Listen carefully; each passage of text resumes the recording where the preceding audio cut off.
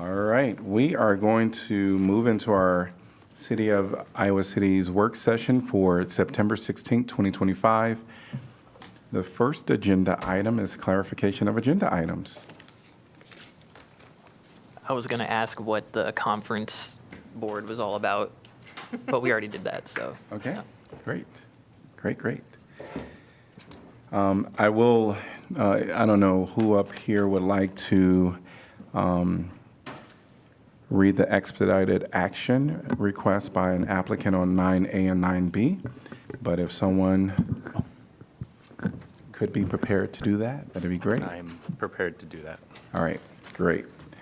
In the past, there was always one counselor that always was reliable, so, all right, thank you. Anything else for the agenda today? Hearing none. We're going to go on to item number 2, information packet discussion for September 4th.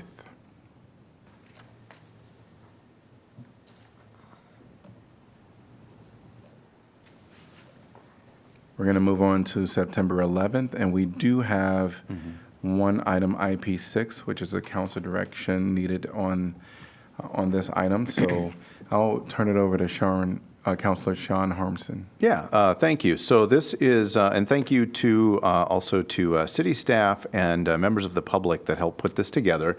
Basically what this is just a letter of support for the Iowa City facility of the State Archive, just saying that recognizing the various ways in which it helps both members of our city in general and our city government in particular. A couple of things to highlight is with our, we look at historic preservation and planning and zoning and want to answer questions about the historical character of a particular area. The local archive is a very important resource for that.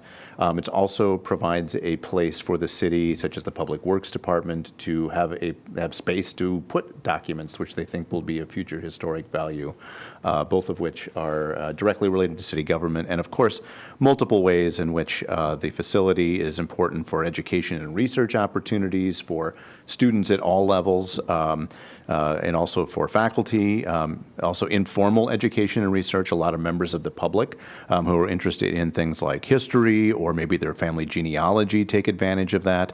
It also becomes a repository for the history of the city, and there are also, in addition to City of Iowa City, but also residents of this land before there was a City of Iowa City, and for indigenous people. So for all of those reasons, this just requests that the state reconsider plans to close the facility and recommit to fully supporting those operations. So all we're really looking for, this is a letter of support, and just if the council is amenable to directing city staff and the mayor to send this letter off, with the slight correction of the very first paragraph. It was just a cut and paste error about the Federal Transit Administration, so it would actually go to Governor Kim Reynolds and Director of Department of Management Craig Paulson, not Tariq Buchan. So that would be the one thing. And if anybody else has another thought or anything they think needs to be fixed, now would be a good time to mention.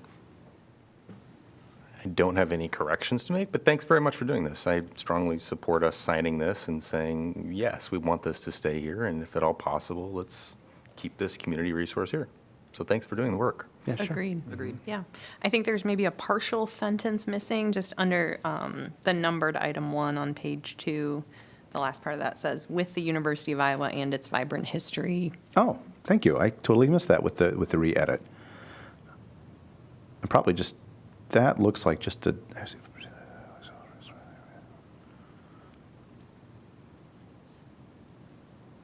I think you just, delete that sentence fragment. I think it would be just fine. Thank you for doing this. Yeah. Yeah. All right, thank you so much. I want to just kind of see where council is on supporting this. All right. Well, that's our direction. Done and dusted. Right. Thank you. All right, we're going to move on to item number 3, University of Iowa Government Updates, USG. Mayor Teague, can I real quick just highlight one other IP on this? Oh, absolutely. Yeah, no, I just wanted to go say back. thanks Yes. to our transportation director for writing the letter about the bus stop study that's forthcoming. We've had Yes, people come in here and ask about that during our council meetings. I know I've received in emails about it. The letter that's in the IP information packet indicates that yet this year we will start a study to place those bus stops in the best places. I think probably the most bang for our buck kind of thinking, right? So thank you. Any other items from September 11th? Just on that same item, can we make sure Mary Gravitt gets a copy of that? That's a great idea. Okay, thank you. Great. All right. Item number 3, University of Iowa Student Government, USG updates. And I do not see them present. We're going to move on to item number 4, update on the city's study for repositioning public housing units. And welcome Tracy Heishu. Hello, thank you, Mayor. As many of you are aware, the city has 86 public housing units, and we face many challenges with those units. And we are not alone. All across the country, public housing authorities are facing challenges with public housing due to uncertain or reduced lack of funding. The available revenue resources to us are not huge, and we have well, at least for us, we have an aging housing stock that we need to maintain and invest in. Last year, we relied on, or we worked with the Harvard Bloomberg Fellow student to look at how we could reposition our public housing into ways that we could sustain it financially, we could continue to own it and manage it. Unfortunately, the way they recommended is no longer a viable option through HUD. So the exercise did confirm the importance of why we need to proactively plan for our future and how we maintain those units sustainably. To move this work forward, we have hired Quadell. They are a consulting firm with extensive experience in affordable housing and repositioning public housing programs. Their role is to evaluate the methods that we have available to us and how we can proceed on that path to preserve permanent affordability while making sure we're financially viable at the same time. So with us today remotely is Tracy Rudy and Helena Whitfield from Quadell, and they will take us through this process and their recommendation. Great. All right, Tracy. All right. Welcome, Tracy. Thank you. Thank you for having us. Pardon me, it took me a second to get off mute there. I do have a presentation I would like to share. Oh, sharing is not turned on. 1 second, we're working on that.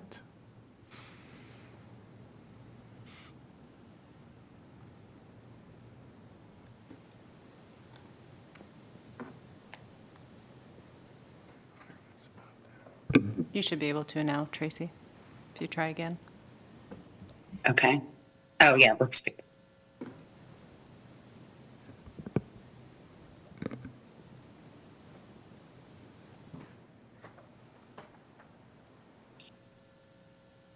Success? Yes, we can see it. Excellent. Well, again, thank you for having us. With me today also is my colleague, Helena Whitfield. She is here to support and perhaps chime in if possible. Oh, there she is. Okay. Sure.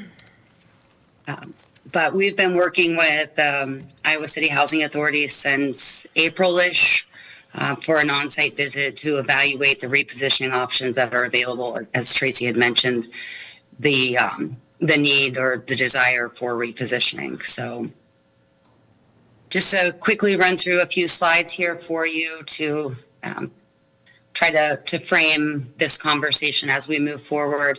I think it's important to know what we're looking for at this time is general support of the plan, because there will be applications that will have to be submitted to HUD.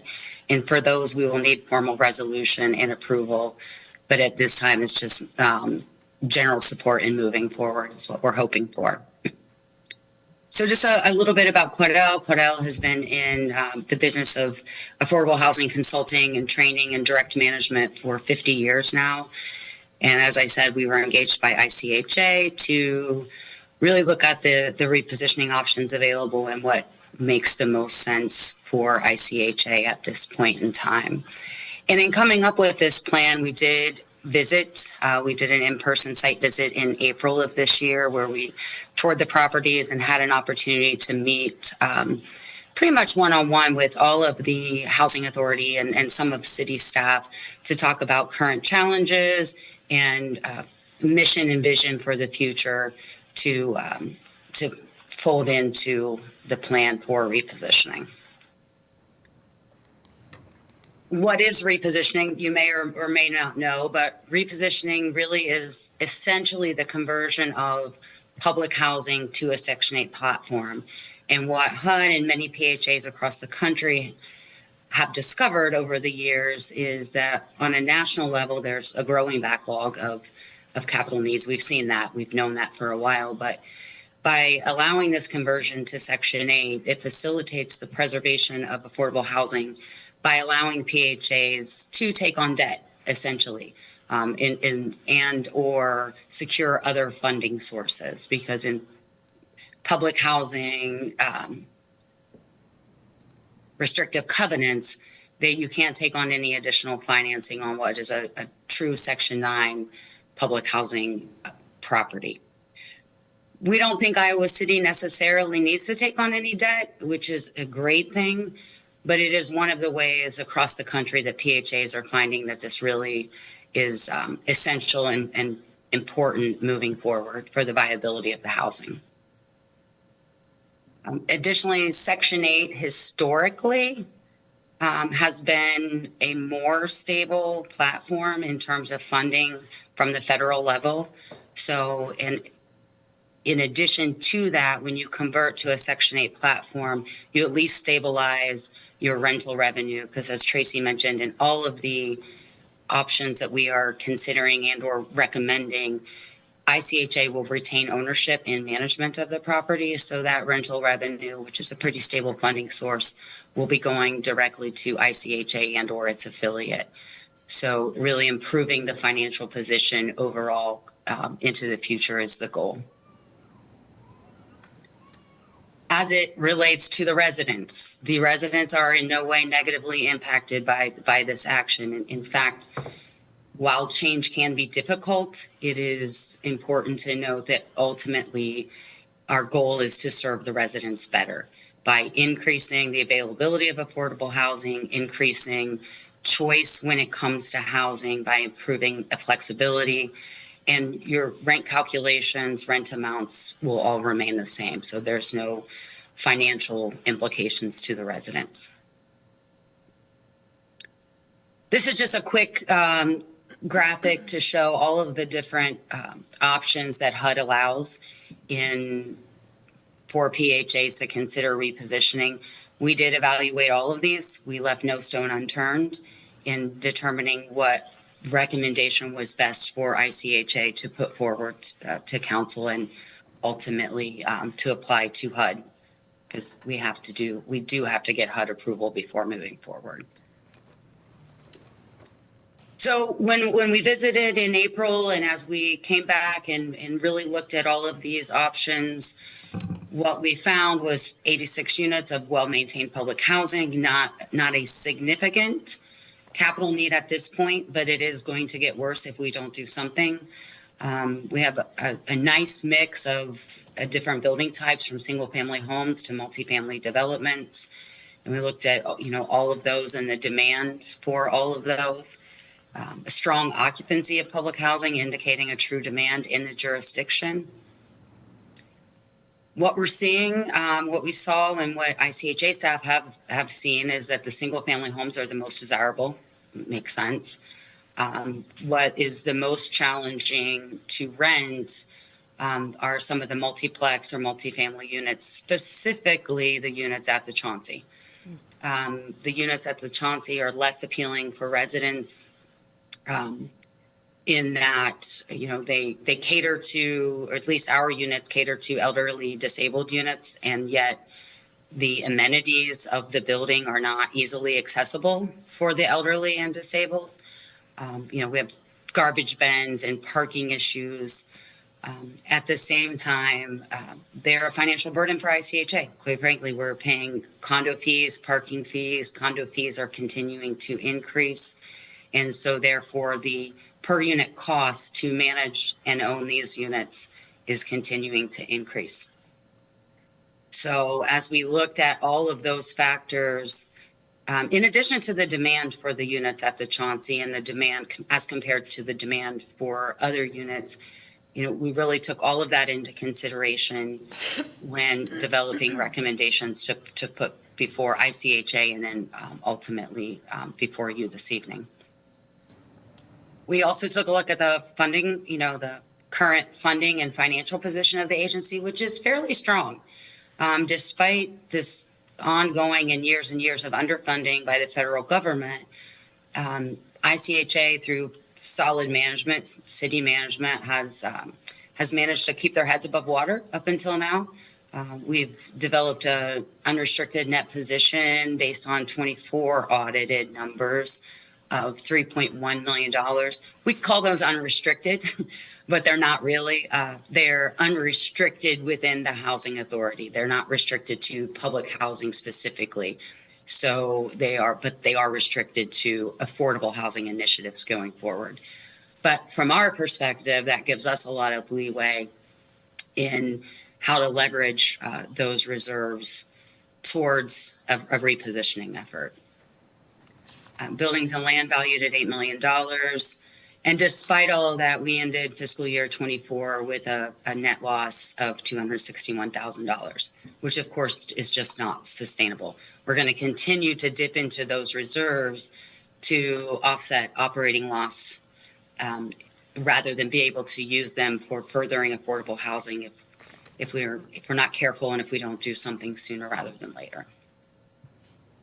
So based on all of that information and conversations with leadership at the housing authority level, what we have proposed is a kind of a three-prong approach or three-phase approach.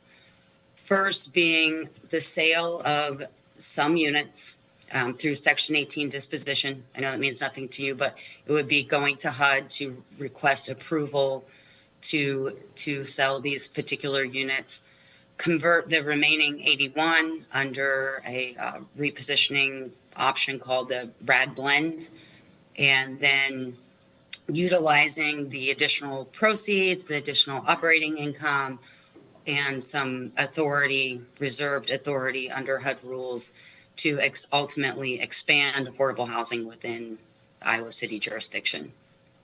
Not necessarily just Iowa City, but the three-county jurisdiction.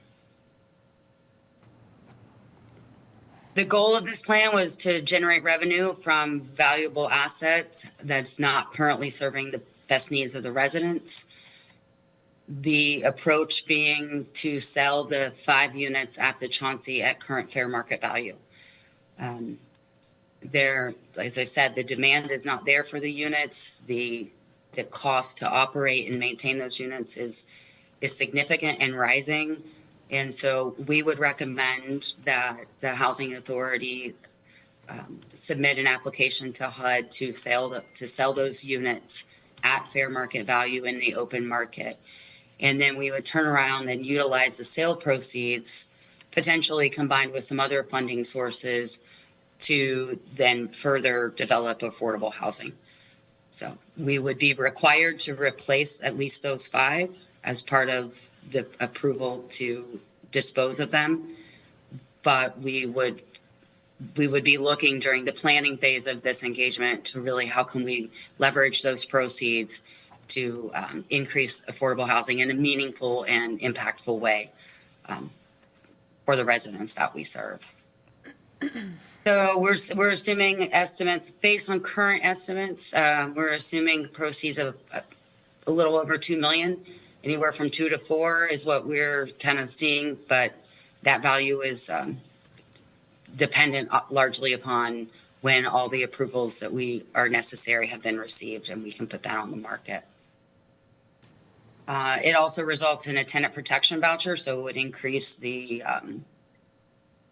availability of vouchers by 1, and not significant yet, but we're gonna get more. So, but those are the benefits of that approach.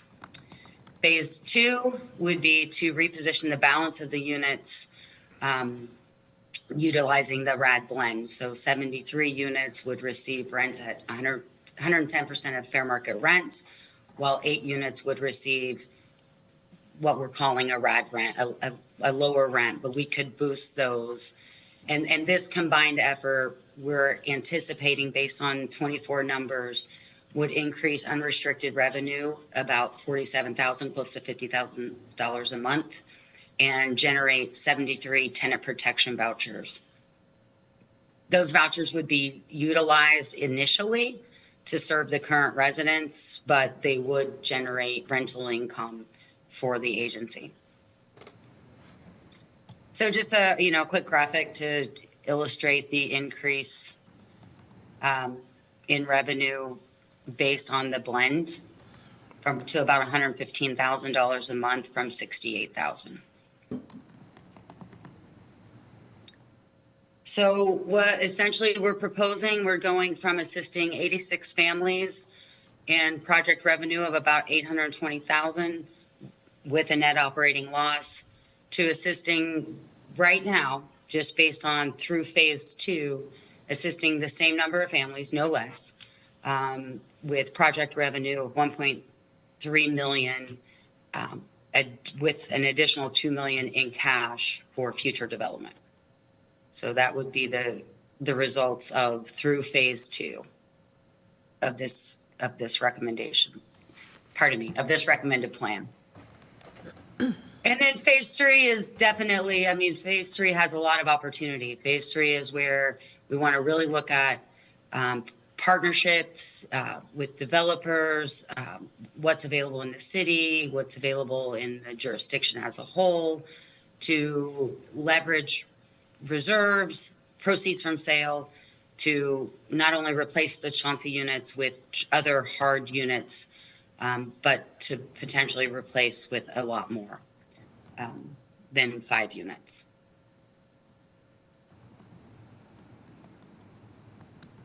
So the overall benefits of repositioning at this point would be additional unrestricted income, which creates fungibility within the housing authority to meet the needs of the residents in a way that makes sense.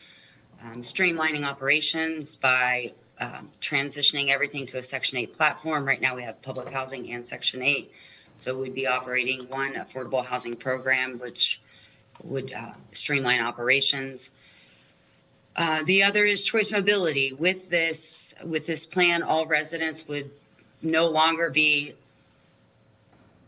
only assisted if they remain in that public housing unit, stuck, if you will, in a public housing unit.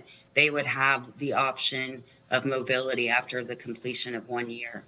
So there we are increasing housing of choice for our residents.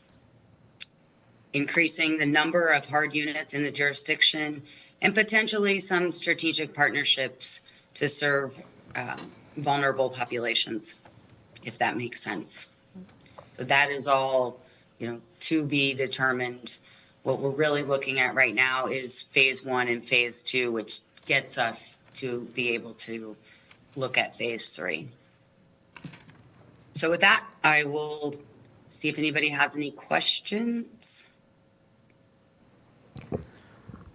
Thank you for that. I have one question based on both what your study showed and what the preferences were for single-family homes, right? Do your projected numbers about how in the various phases you can leverage the sale of units at the Chauncey to move into other hard units, are single-family homes potentially in that mix, or are you looking more at apartments and multifamily? Single family could absolutely be in the mix. There's nothing off the table when we begin to evaluate the best use. And you're right, we've already indicated that that's the strongest demand, so it makes a lot of sense to start looking there. Thank you.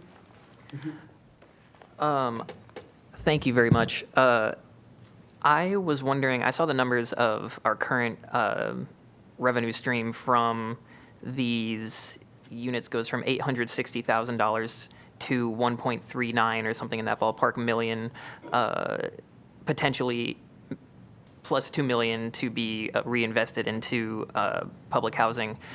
I'm wondering exactly, just to go over it again in case I missed anything, the mechanisms that save us that money or that provide us that money? Like what specific parts of the repositioning gives us an extra $500,000? Okay. Currently, you're operating with whatever operating subsidy and capital funds that HUD allocates within a year. And that is the federal funding that we're talking about continues to decline. So every year when they, through their calculations, they say this is the operating subsidy you have to work with, and it's a percentage basis. And that's it. We have no say in that. We just have to work with what we're given. By repositioning to Section 8, we get the $2 million in cash estimated by the sale of the units up the Chauncey. And then the additional revenue comes because when we convert to Section 8, we then, as the owners of those properties, we realize rental income. So in addition to the administrative fees that we receive from HUD, we also are the owners. So the HAP, Housing Assistance Payment, that's paid by HUD on behalf of the resident is paid to ICHA as the owner of the unit, as the landlord. So there is rental revenue that we're generating. Okay, that's clarifying. Thank you. Okay. I would just be remiss not to ask, even though I don't think this is the case, when one of the slides were talking about 70-something of the units being 110% of fair market rents. That is different than AMI, correct? Correct. Okay. That so, is, yeah. but that means that's the rent we can establish, not what we charge the tenant. The resident ultimately will still pay 30% of their Income. Yep. adjusted income. Thank you. It's escaping me, of their annual adjusted income towards rent. So, if I'm remembering correctly, sometime in the past few decades, I think it was during Reagan probably, that it went from net income to gross adjusted income. Is that currently what we're using? For determining eligibility, you are correct, is AMI. So it's percentage of AMI. The income limits are published by HUD annually. Okay. Yeah, it's either your low income, very low, or extremely low at 30, 50, 80, something like that. So that's determining eligibility to be housed. Once you're housed, how much your portion of rent is determined by calculating the family's annual income based on their family size, adjusting that for all allowances that they qualify, allowances and deductions, and its total tenant payment is 30% of annual adjusted income. And okay, sorry, go ahead. Then whatever the contract rent is for the unit, which is where this rent boost, we're saying this is what we would get in rent, because rent would be based on FMR and or this 90-10 blend, trying to find the correct slide. But 71 of the units would receive a rent based on Section 18 rules, which is 110% of FMR. Okay. 10% of the units would receive a rent based on RAD rules, which is less. But we can blend those and boost the rents with some of the reserves in order to generate this projected rental income of 115K. Okay, and I'm really sorry. I'll just get all of these out while I'm here. So technically, we gain a little bit more authority with this acquisition to charge whatever we want, basically. Is that true, or are there still HUD regulations that say that we can't, let's say, because the 30% rule of thumb historically is kind of arbitrary anyways. So let's say we decide, our residents, it's 20 or 25 like it was under Nixon. Do we have the authority to do that under this repurposing or this? No. Hi, This Tracy. repositioning. Yeah, Tracy, you it's can't Rachel. charge. Rachel Carter with the Housing Authority. So we're still following Section 8 or Housing Choice Voucher guidelines because these will just be regular Housing Choice vouchers. So we'll still be 30% of adjusted income is what the tenant's rent is. And our rents are still going to be set at whatever our payment standard is, which by federal rule is between 90 and 110% of fair market rent. So we have to still keep our rents within the typical federally declared payment standard range. So exactly what we've been doing in the Housing Choice Voucher program. I just thought maybe more cool authority would come with the repurposing, And one more thing, I promise, is our fair cloth limit is 99. Is that correct? That's accurate. Okay, sounds good. I think what we understand from this is still this is going to be, because the city own housing, but Section 8 vouchers, people who have Section 8, they can't live there. So adding more housing to the community to use voucher, because now even we have killings of the people who can rent for the people with Section 8. So this is still is not a public housing anymore, but it's a city-owned housing that will be rent for the people who have Section 8 voucher, which is going to increase the Section 8 voucher that currently, the housing authority have. Am I getting that correct? Sort of. It would be owned by the city, the housing authority, actually the affiliate. The rent would be streamed to the housing authority. But the voucher, when you talk about the voucher, that voucher would be permanently on that structure. Oh, you mean It's a even if the resident- tenant moved out, we have to have another tenant with voucher. That's where that voucher would stay with that unit. If the tenant moves out, they get a voucher, but the voucher stays on the unit as well. I see. Like where we will be when more voucher if the people who live there find another house with their voucher that they live there with, right? For example, I live there and I move out. I'm going to take my voucher with me. And like private landlord rent for me with that voucher. But still, we can put somebody who doesn't have a voucher on that house? Yes. Okay. Is this means we're getting more vouchers? Let me make sure I'm clear. HUD is not going to give us a new voucher to support that. We have to do that with our current allocation of vouchers. That's what I mean. If somebody left, we get that house for rent, but it's only rented for the people with Section 8. Let me see if I can explain this better. So when we project base a voucher, when we take one of our vouchers and project base it, we are signing a contract for 20 years-ish that unit will be supported by a project-based voucher for that entire 20 years, for that entire contract term.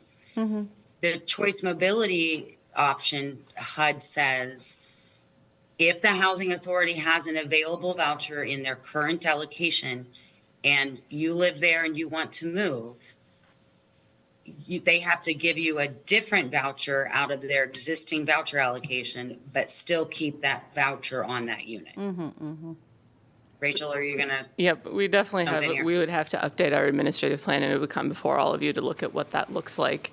But essentially, we do get 74 additional vouchers because 74 tenant protection vouchers, that's 74 more than we have right now. So right now we have 1,595 vouchers.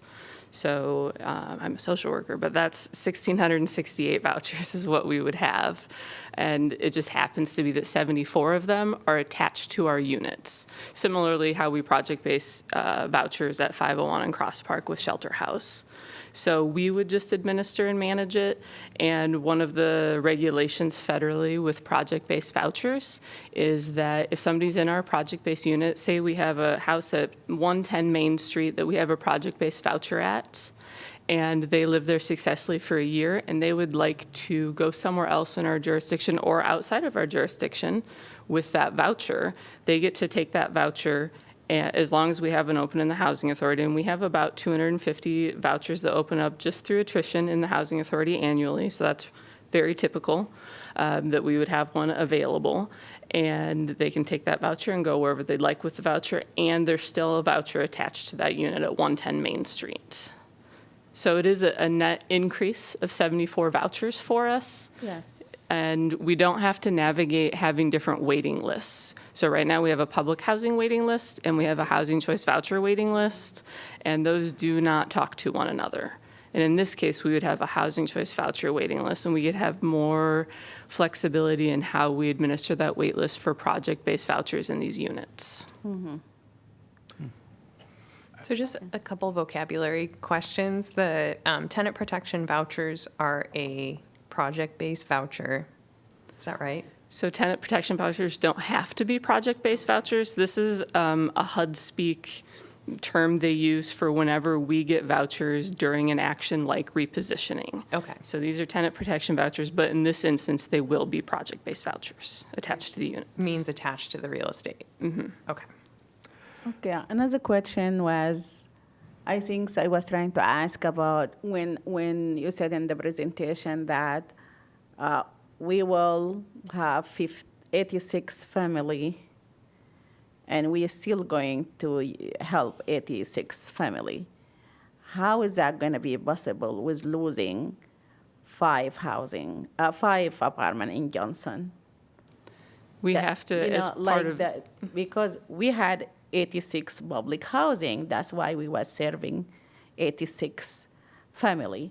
And now when we sold those 5 public housing, it say still the family will be remaining the same, 86 family. How that will be possible?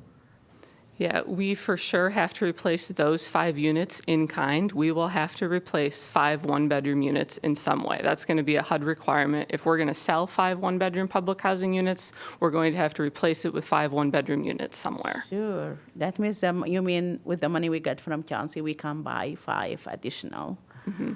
Okay, thank you. Or more, potentially. Well, of course, more because that's, yeah. So, I'm not sure this is for you, Rachel, but I am curious about the amount of tenant-based vouchers in our city that don't get used. I know intermittently we hear about people who have a voucher but were unable to find housing. Is there a sort of quantification of that? And in my mind, this actually alleviates that, or is a small alleviation of that, where there would actually be a house that the city is not going to deny housing because of somebody's status of income or type of income. Am I making an incorrect connection in tying those two things together? No, you're not making an incorrect connection. Certainly, we do have a fairly high success rate nationally compared to other housing authorities for housing choice voucher lease up. However, we always have room for improvement, and those households who can't find a place to use their voucher really struggle to find anywhere. It seems to be anecdotally they find a place or they don't, and there's not a lot of I looked for 6 months and I found something. It's someone found something within 90 days, or they spend the entire year they have their voucher looking for a place and aren't successful.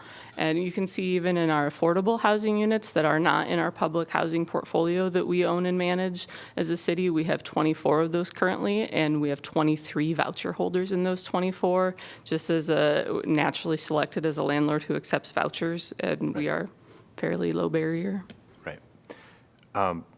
The other question I had might be more for the consultant, and that I don't know how germane it is this conversation, but I am curious to hear how we benchmark compared to other cities. I know that you had commented that that our quality of the units is good and our mix is good, but I'd be curious if there's more than just good, and also just any comments on numbers, like 86 units for the size of our community.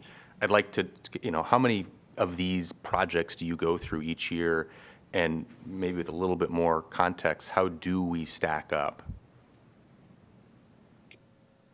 I would love to do that analysis for you. Off the top of my head, I could not give you truly accurate numbers, and I wouldn't want to mislead in any way. Okay. Elena, I don't know if you have any other Yeah, thoughts. I think anything we could share off the cuff would be very anecdotal. I'm not sure that I have any of those facts or figures at the tip of my tongue here. Yeah. Okay. But I will say just to go back to some of the earlier comments from Tracy provided were, that the units are in good shape from everything that we were able to tour, but we do know that HUD year over year underfunds public housing. So that trend is not going to improve. So I think that's sort of where, kudos to the housing authority. They see that coming down the line, that at some point, while they're in good shape now, it's not going to continue to be a sustainable approach. So I think that they're not alone as a public housing authority looking to reposition public housing. That is for sure. And just to add more context around that word good, when you compare those units to, let's say, New York City Housing Authority, they're excellent. When you compare them to somewhere else, they might be great.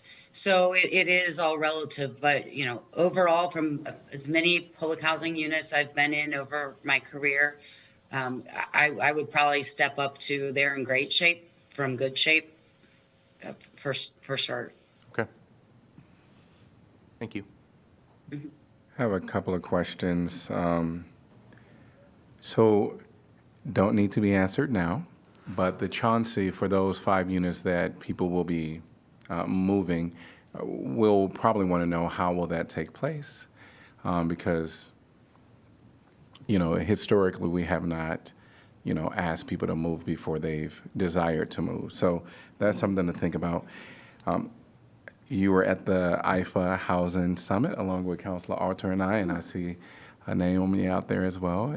We were all there at the summit, and there were some concerns, of course, about HUD and the changes as it relates to the tenant or Section 8 vouchers. So we know that HUD, I believe it was, there was going to be a reduction of non-defense discretionary funds of billions of dollars, which would affect Section 8 housing, the funds that go to Section 8 housing. There's also a 2-year limit proposal on folks that live in Section 8 housing. And so I want to know if any of this is coming into play in our decision. At this time, I heard Tracy Highshoe at the beginning mention that last year, when we had our Harvard Bloomberg person kind of go through this transitional phase for us and what it could look like, that is no longer the opportunity that we have. And so with the current federal administration, things are shifting. And I want to know if we're taking that into account. The other question I have is related to our current public housing. What requirements outside of our own, are there any federal, state requirements that we have to abide by?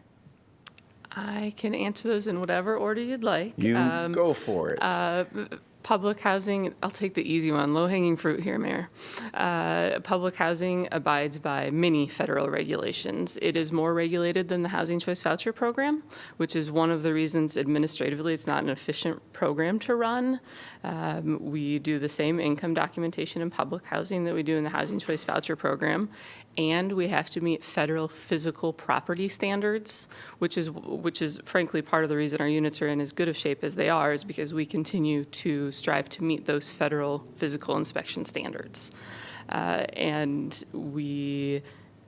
you can see if you look at our budgets over the last 6 years, 5-6 years, once COVID happened and the prices of materials and contractors went up, the prices we were paying for maintaining those units went up exponentially. And we can see that, and it doesn't appear to be stopping anytime soon. So many regulations tied to public housing, many more than the Housing Choice Voucher Program. And I know you're very aware of the regulations in the Housing Choice Voucher Program.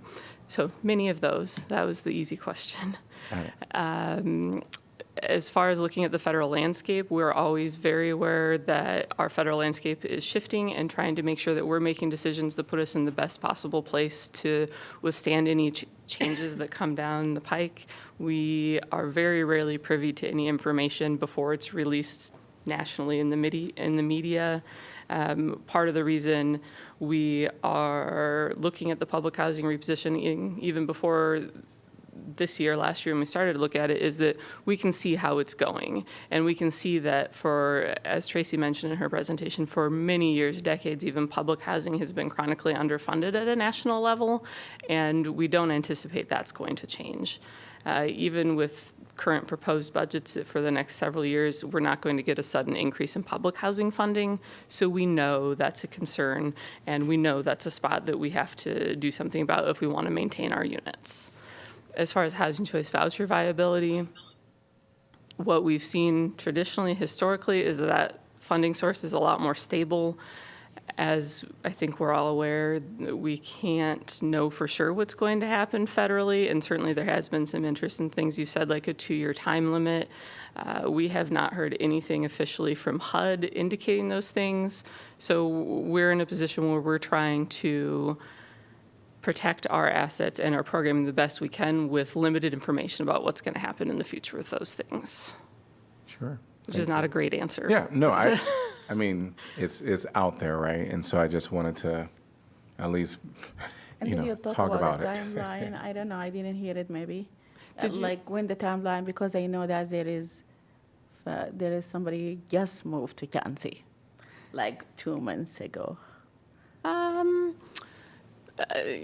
Semi-recently, for sure in the last year, someone moved there in one of our units. The timeline is a little bit dependent on submitting an application to HUD and HUD approving it.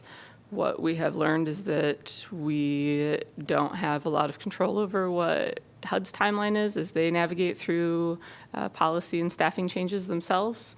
And so it'll be a little dependent on that. I think that, Mayor, you also asked about how we do relocation, and I might rely on Tracy at Quadell to answer that a little better because they have a lot more experience in relocation for public housing tenants in these situations. It's kind of what they do. We keep saying this, we're only going to do this once, but they've done this many times. Yes, we have. And certainly the residents would be relocated with assistance, absolutely. Relocation assistance in the form of security deposits, moving expenses, all of that would be provided. So in housing search assistance, whether or not we need to provide coaching, even if it's, how to get their credit rating up to qualify for some of these other units, we would work with all factors collectively with ICHA to make sure they are successfully relocated to a home apartment where they are happy and assisted with a voucher. I don't know if that answers your question.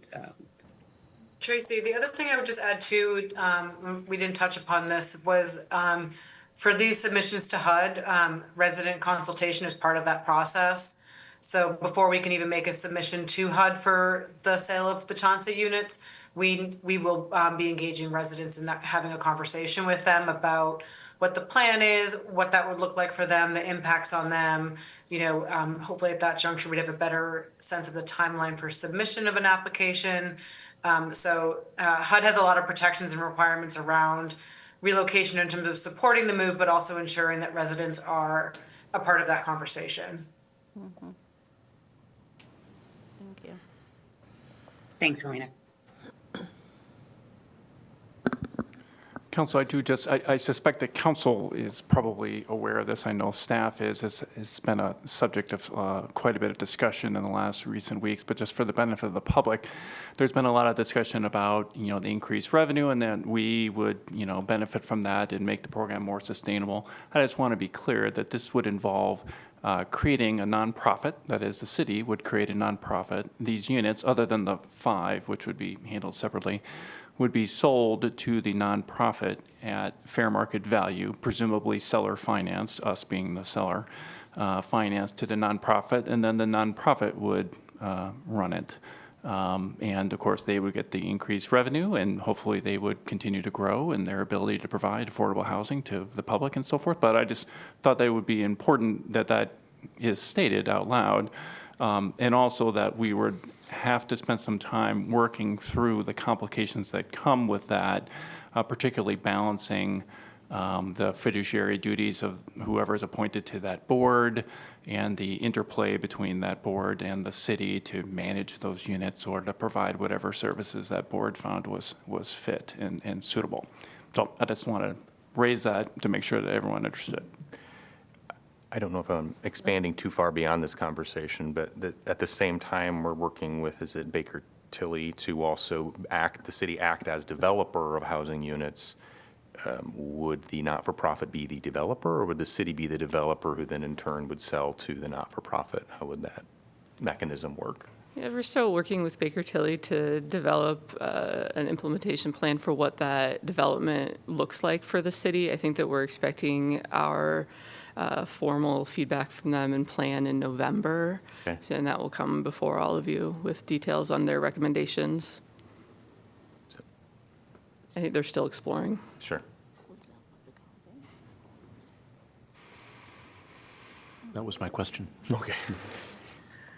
You know, I really don't get that. I wasn't aware that all the public houses will be sold to that number of it, because I was giving, say, will be city-owned, and nobody correct me. That's why I thought I'd better jump in. Right. Yes, it would not be technically city-owned. It would be a nonprofit that our consultants indicate would, to the best of our ability, and that ability is a little questionable. We'd have to work through that, but that would be controlled by the city. That is, the board members would presumably be those appointed by the council, or at least perhaps 3 of 5. I've been speaking with outside counsel who does work with nonprofits to kind of decide how that could work. It could work like the city appointing 3 board members with 2 independent board members, so that there would be more than one independent board member to make a decision should the 3 council appointees be conflicted out from a decision. For example, if the decision is how much to pay the city for management of these units, how much should we pay? What is the fair market value? What kind of interest rate should we pay for the seller financing? There's a number of things. I think they're manageable, but there would be some complications that we'd have to work through. But yes, to be clear, it would not be the city that owns these properties. It would be the nonprofit. I think the consultants referred to it as the affiliate, but it would be a nonprofit entity that owns them. Interesting. I wasn't thinking about it that way. But can you now, since it will be like not the city, you mentioned this is supposed to be like Section 8 kind of, like Section 8 will be attached to it, even if somebody like move for how long? How long would Section 8 be attached to it? Yeah, because you mentioned something, this is HUD require that this is to be like a Section 8 kind of housing for how long? At least 20 years, but I think that HUD's intention is in perpetuity, that we would continue to renew that contract. And that means after the 20 year, this public housing now owned by a number of the organization, and they can like rent it to somebody who have, voucher or not. Like, is their choice, of course, right? After 20 years. Yes, and I think that as City Attorney Goers mentioned, we have some flexibility. We have some decision points to make ahead of us and what that affiliate looks like. And part of it is that we're at the very beginning of exploring it, and the City Attorney's Office has done a lot of work in looking into this. And what we know also is that this nonprofit entity doesn't have to exist forever. Our Baker Tilly consultants are telling us that we could also dissolve this nonprofit if that nonprofit board chose to in 5 years and sell all those units back to the city and be back to city-owned. The affiliate is a mechanism that HUD requires to dispose of the units. This is a HUD requirement that we have in affiliate. So many housing authorities have used the same structure. They're usually not municipally owned housing authorities. So that's, I think, the legal structure that we're working through, trying to figure out what it looks like. But this is because of the HUD requirement to dispose of to an affiliate or nonprofit. And this a new nonprofit that is being created, because I think I heard you saying that we have to think about creating the nonprofit or something. We're gonna give it to existing nonprofit or who run those type of things, or it have to be created a new nonprofit? And is this nonprofit you're talking about affiliating, is this like affiliated with the city? Is this going to be owned by the city? I don't understand that. Can you just talk more about this? You're right. It's a good question, and I'm sorry, I'll let Tracy jump in here in just a second, too. I think, I haven't been researching that question specifically, but I think the answer to your question is probably yes. You could just sell the property. Again, it's got to be at fair market value to an already existing nonprofit with the ability to run it. The one significant difference being there is that you as a council, we as a city don't control that nonprofit at present, the existing nonprofit. But if we were to create a new one, we could incorporate the articles of incorporation could be written in such a way and the directors appointed in such a way to make sure that the city still has functional control over what's done there. Okay, and that's way we can, if you want to keep it forever, it will be that. Okay, Right, thank you. yeah. No, that's make me feel better.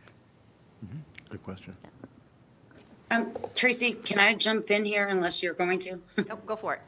Yeah, so the RAD rules on the 71 units that we would be doing under a RAD blend, the RAD rules require that the PHA retain control of the former public housing units. So you really couldn't theoretically sell it to another nonprofit. And our recommendation, even though we're not the consultant on that particular side, our recommendation is that the affiliate is set up to be within the control of the housing authority and ultimately the city. So that's what we always recommend, is what we call interlocking boards, which I think was being described earlier as, 3 appointees, but 2. And again, this is Baker Tilly's true area of expertise. But from an operational perspective, that is absolutely what we recommend, and to some extent what HUD requires for RAD conversions. Okay, thank you.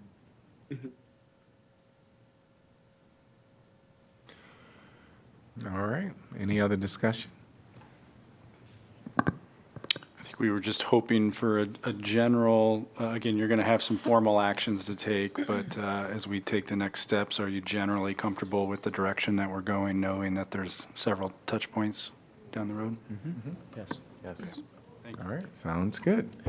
Great. All right, we are going to move on to item number 5, strategic plan action item, presentation on the Bollards and bike lanes. We have Kent. Welcome.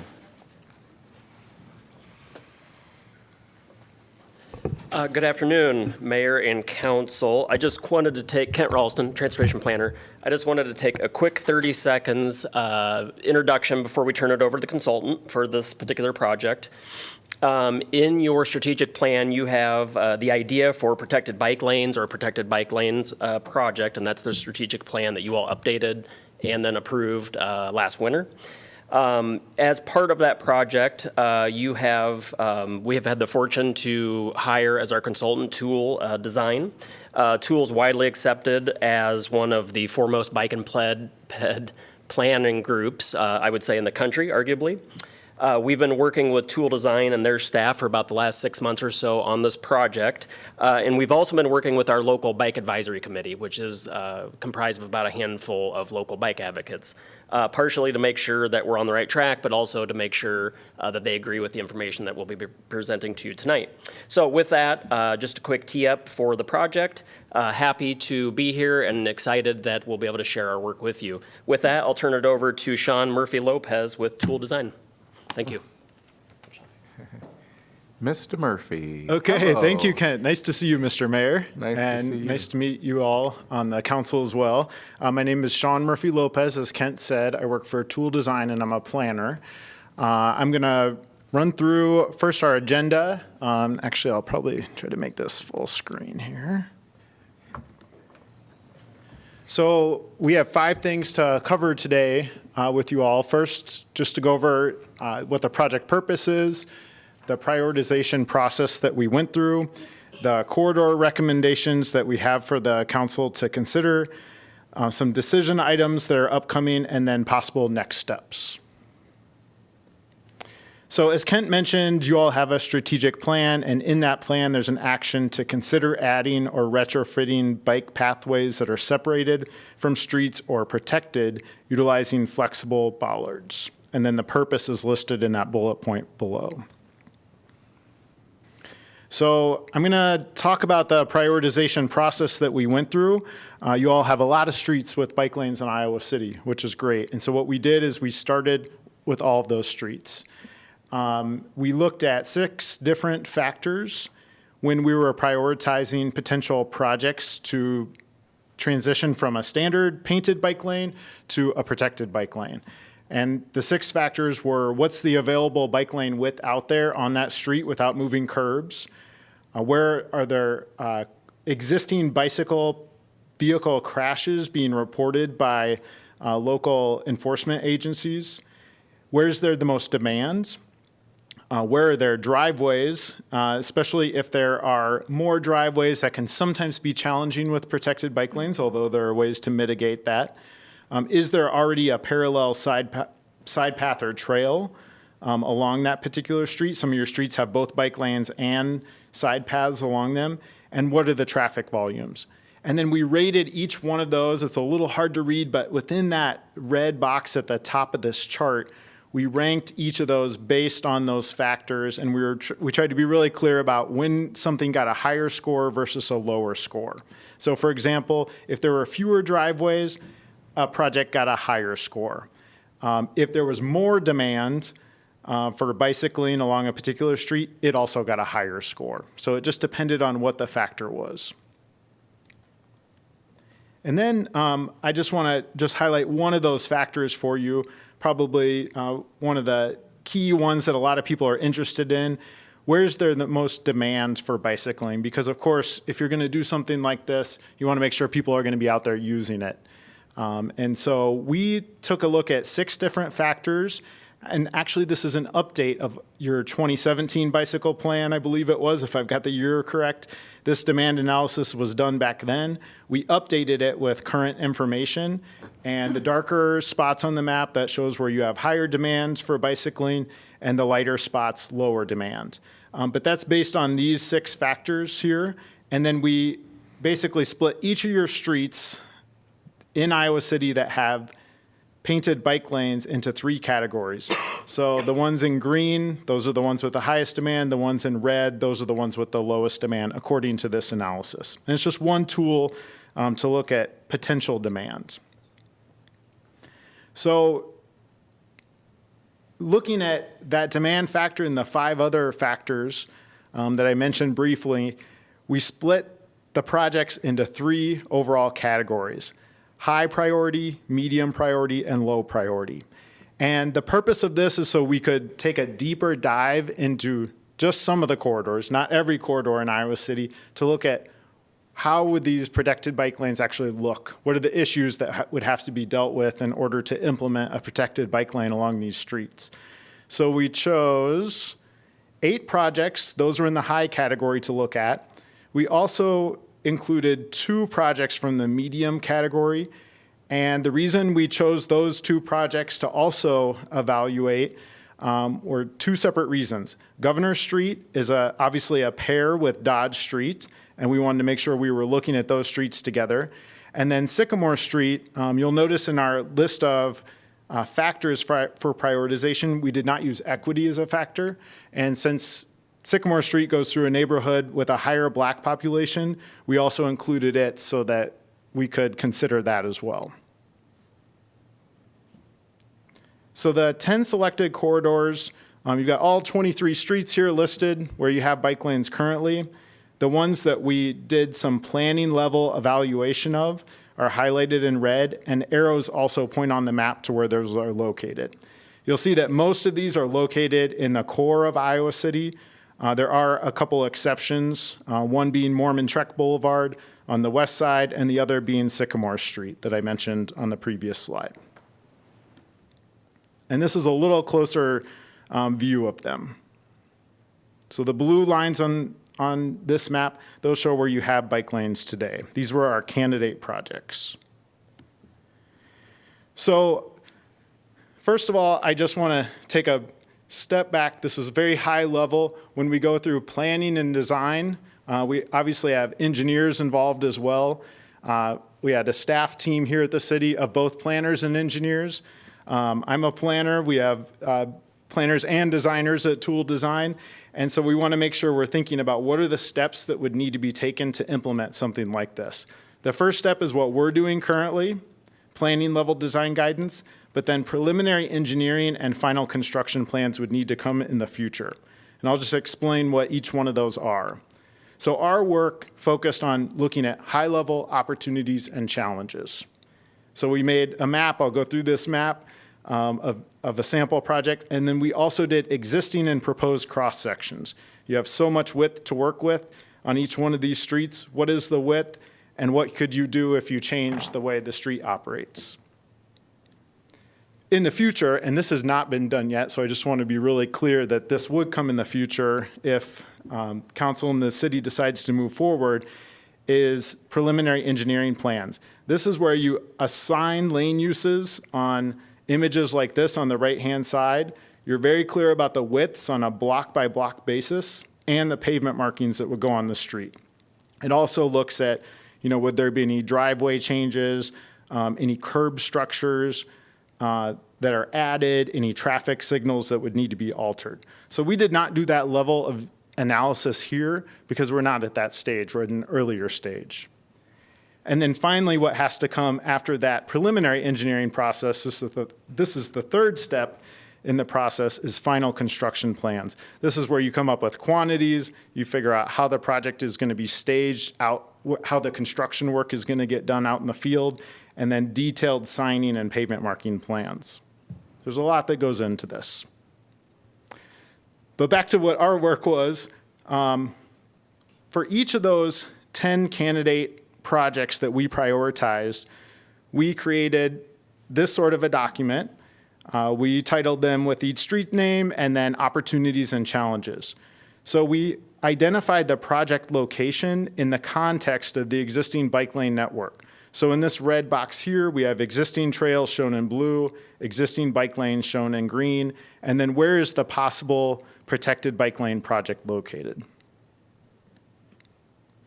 Then we looked at a scan of what are the challenges along this street that would need to be resolved if we decided to move forward with a protected bike lane on, in this example, Madison Street.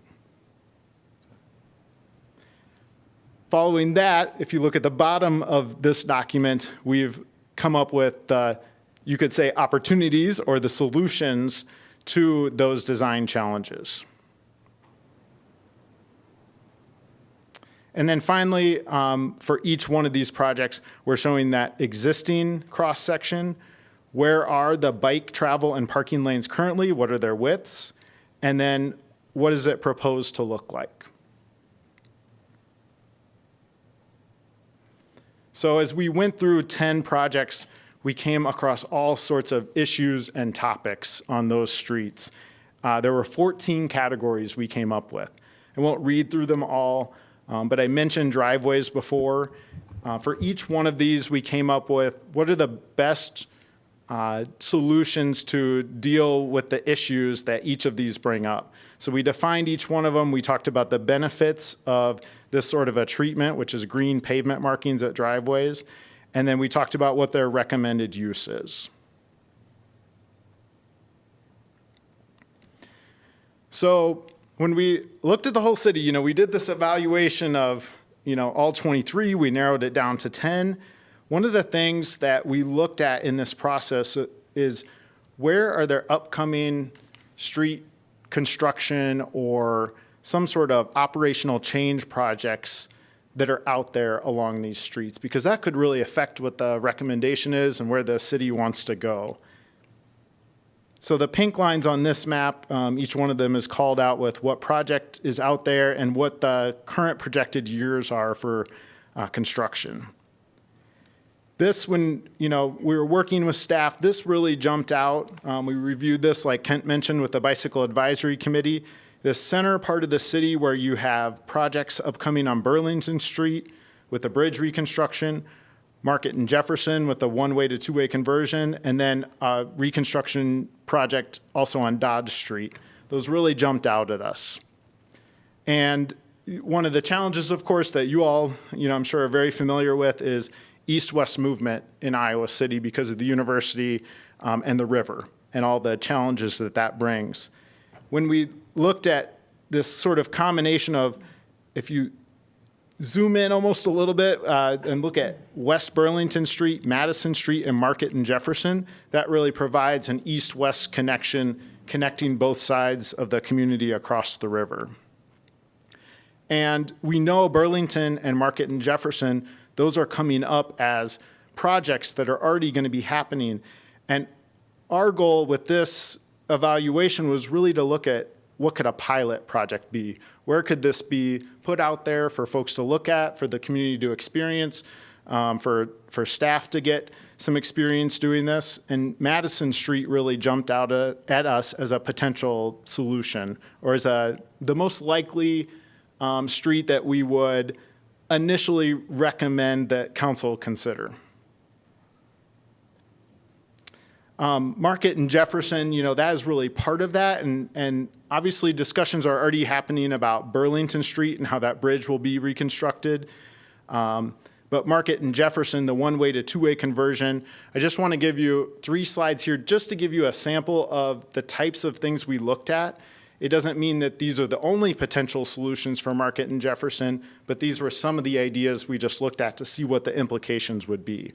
We came up with 3 general options for how to deal with Market and Jefferson when this project when the planning is underway in upcoming months and in the next year or 2. Option A could be to move the bike lanes from the left side to the right side of the street. With the two-way travel and imagining, in this image right here, I'm on Jefferson Street, and it looks like where I'm standing, if you imagine yourself, say, at the intersection of Clinton with Jefferson, you're looking down the hill toward the river here, toward the Union. And so that upper photo, you see the bicyclists coming up on the left side of the street.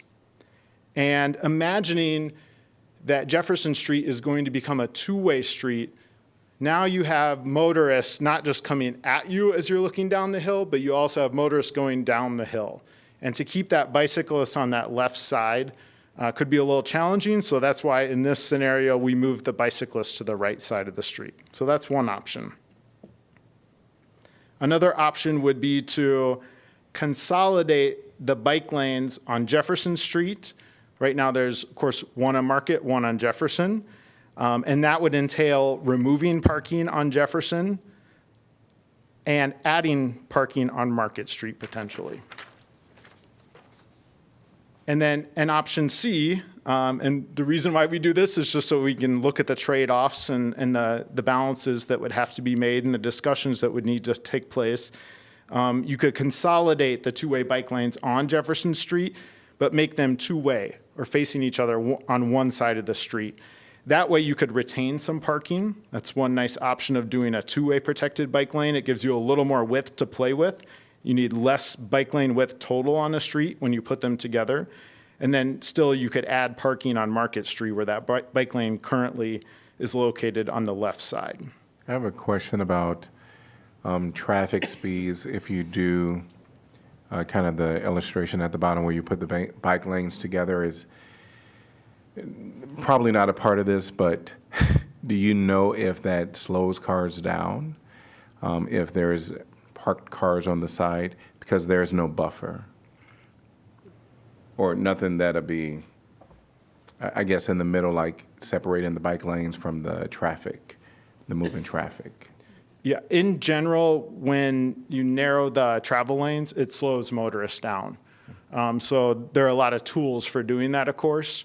They might involve parking sometimes, they might involve bike lanes, and sometimes they might involve that protection and that buffer.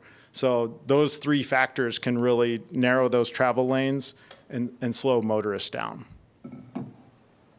So kind of following on the mayor's what he's pointing out maybe too is that the drive lane and the proposed moves from 12 foot 10 and is that 10 feet or 10 and a half. 10 and a half Yep, feet? with this particular Okay. option.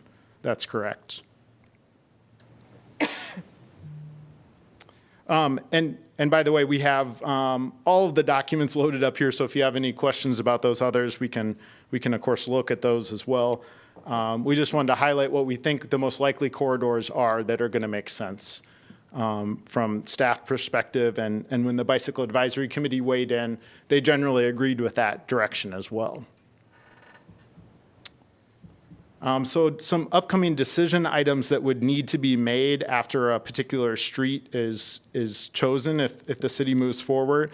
Most of this is infrastructure. The very top one is not infrastructure. It's how will the city communicate or message around this. You should prepare for mixed public reception, of course, with something like this.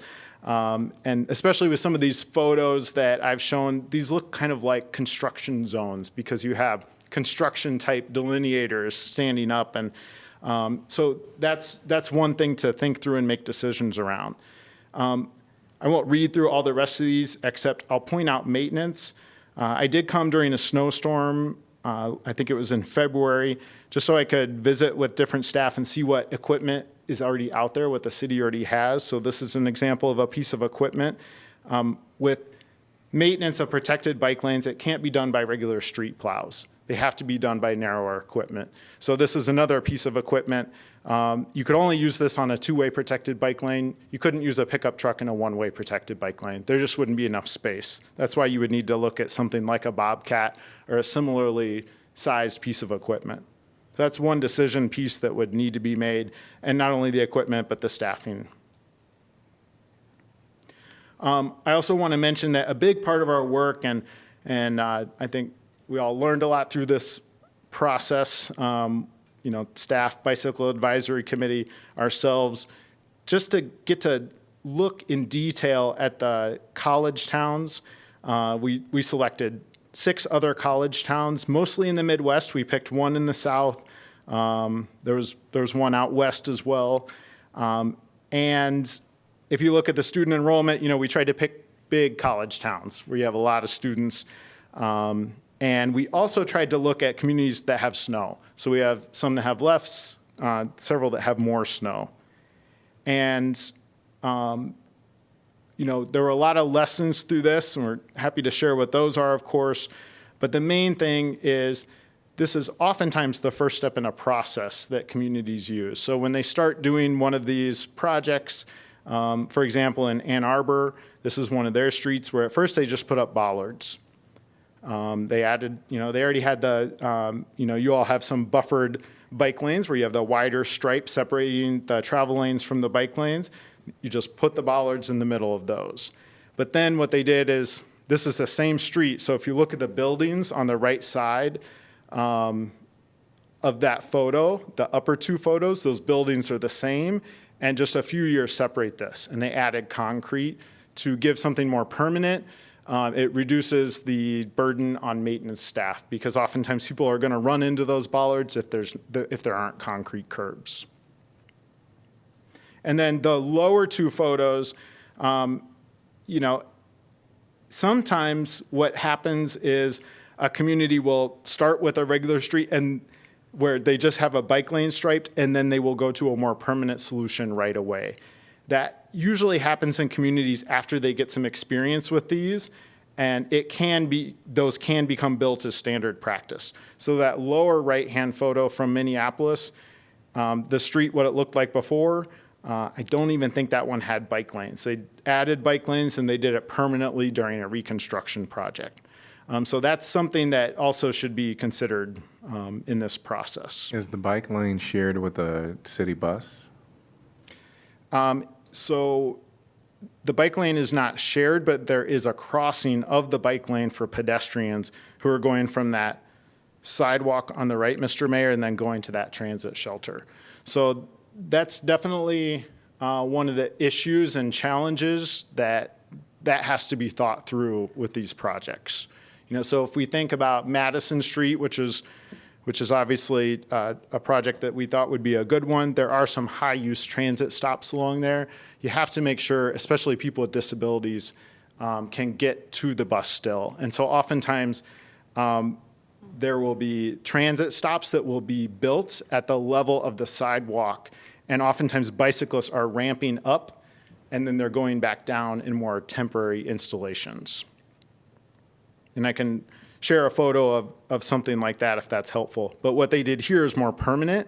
And you'll notice on the right side of the bike lane or the left side of that sidewalk in Minneapolis, there is that detection material. So people with visual impairments know that they're crossing a bike lane before they're crossing it. So there's a lot of good guidance out there about how to do these right so that people with disabilities still have accessibility. This is also an issue we looked at with several disability parking zones along bike lanes. That also has to be thought through. And there's some design decisions that need to be made in upcoming steps to make sure that that is all being carefully thought out.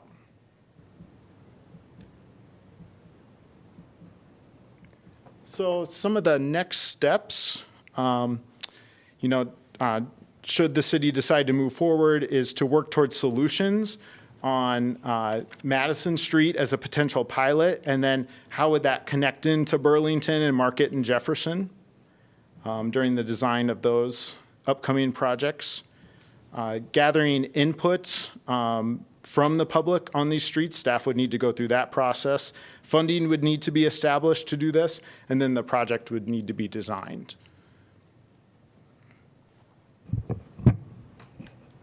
And with that, I'm happy to take any further questions or So, the discussion. You're aware that the Burlington Street Bridge is a project that the city is currently designing, and there's a survey available to the public if you'd like to go online, and they actually ask you how would you like to see bike. There's a survey on how would you like to see buffering on this new bridge. So it's kind of interesting, different options. But another option on that survey is, what do you feel about this project lasting many years and leaving the bridge open versus closing the entire bridge down? And that's the reason I bring that up is I imagine Madison Street ends up having a completely different traffic load if, in fact, the Burlington Street Bridge is just shut down for a year. Does that influence how you would think about recommending that? I just, in my mind, I thought, oh, yeah, Madison Street is kind of an interesting place to try this out. And then I was thinking how it interacts with people crossing the river and having to find a new place to cross the river, either because it's really a pain in the pain because of Burlington Street Bridge, or because it's just completely closed for some period of time. And does that kind of harm the experiment, or maybe make it not the best experiment? Yeah, I'll say something, and then I'm sure staff will have some thoughts on this as well. But I've just pulled up what the existing cross-section of Madison looks like. Okay. And with what we looked at, what we pitched out there for further thought and evaluation is keeping the 3 turn lanes and keeping the 3 travel lanes with that center left turn lane, and then basically just consolidating the bike lanes on one side of the street. And the bike lanes would be consolidated in this image on the east side of the street, so closer to the Pentecrest and away from the Union. So I think that one other option we thought through at one point was keeping bike lanes, one on each side of Madison Street, but making those protected. But the challenge with that is you need a little more width. And the way Madison is currently configured, that would basically mean you'd lose that center left turn lane. And so we ended up not drawing out that option because, to your point, traffic flow could be an issue with these upcoming projects. And so, staff gave us a direction. It was important to maintain that left turn lane for traffic flow. So that's why we didn't look at that other potential option. So I think it does affect, the possibilities out there. Okay. Yeah, and I would just add quickly, we certainly would not want Madison to be under construction when Burlington's under construction, right? So we would either want to complete this project ahead of Burlington Street Bridge, assuming we know what the design will be as it's constructed so it coordinates with it, Or the Burlington Street Bridge is constructed, it's complete, we go in the next year when traffic is back to normal, and then we would do a project on Madison Street. But yeah, we certainly wouldn't want it under construction at the same time. Yeah. Yeah. I was going to ask, just because I kind of realize I don't know generally what city policy, not just our city policy, but city policies in general when it comes to what the bike lane actually encompasses. Does it encompass through policy just bicycles, or are we talking longboards, skateboards, the weird thing with the one wheel, unicycle, what have you? You know, I just don't know if that's something that's thought about or that you have experience with. Yeah, I don't know what the city policy is on that, but I do know typically that what you expect in communities around the country is you expect those other people to be using the bike lanes. And that's how people functionally use them. They'll use scooters or other unusual modes of transportation. Yep, or less common, I should say. Yeah, sorry, this is fun. So I would also add, so our current policy would allow that same thing. So if you're on any of those other devices, you're welcome to use the bike lanes as it stands. You're also welcome in the travel lane per current policy. But that also doesn't mean that the city couldn't change our policy with some of these projects if we saw the need to do that. Okay. I did get yelled at by a UIPD officer for riding a longboard in the bike lane, so maybe tell them that. I would also, speaking of the university, when it comes to Madison Street, one thing I'm thinking of is there's parking, you know, along the IMU. I think there's a little bit of parking next on the street next to the university library. Do we as a city have the authority to say, sorry, bro, these are not parking spots anymore, to the university? The university library. Going down Madison towards Gilbert. I maybe I'm remembering incorrectly, but I know that there is some by the IMU. The university. Yeah, by the IMU. By the IMU, yeah. Yeah, definitely by the IMU. You know, and we mapped all of the on-street parking that was next to bike lanes as part of this evaluation. And I think what we always assumed, you know, there might be an exception in some cases, but we spelled that out. But otherwise, we assumed that parking would remain in these locations. We were trying to figure out, you know, if parking remains, how do you handle it? You know, how do you make sure that, for example, loading zones, we looked at several of those as well. I mentioned disability parking before. It just has to be thought through and planned for. But there are cases where you might remove it as well, and I don't know what the policy or what that relationship is like with the university. Okay. One more thing that I have written down is, I'm sure this exists in some form, but I would just like to see something like polling of bicyclists of what types of protected bike lanes they prefer, or what's like generally considered the safest and most liked by, because I would rather go with that option, even if it meant less parking, even if it meant narrower street, you know. So I don't know if that type of data exists or, yeah. Yeah, absolutely. So I've been doing this for about 20 years, this line of work, and oftentimes we'll do this, especially during bicycle planning. When a city's creating a bicycle plan, we'll do that detailed. We'll give people a lot of visuals and ask them to rate their comfort on different types of facilities. And the trend you always see is people want more protection. That's what they're most comfortable with. Yeah. Sometimes you might hear some people pretty loudly saying that protection's not safe, but when you get the numbers, hundreds of people taking the survey, in general, the public likes that protection. We asked this question at the Bicycle Advisory Committee for Madison Street. You know, what if it was one-way versus two-way? And there was a little debate on that. And usually what happens is people end up being generally split. People who like bicycling, it's just they want the protection. And you can really design these either way. And actually today, your bike facilities in Iowa City and in most communities are designed this way. You have bike lanes oftentimes one way on the street, one-way pairs. You have trails or side paths, they're two-way, they're on the side. So there are things we can do to make sure that motorists are aware of bicyclists no matter where they are on the street. And that's what we've really emphasized with our work here. You know, if you just look at these images going across from left to right, they all have green to show those conflict zones. where motorists or where pedestrians, in the case of the very left photo, which is a floating bus island, where they should be aware that that conflict is at. We always want to raise visibility and awareness, and this also really gets people to be using one part of the street. It brings more predictability so people can expect bicyclists in one spot. Thank I you. got a little off track. I don't remember No, your that- original question. No, that Yeah. was that was exactly Okay. what I wanted. Thank you. Okay.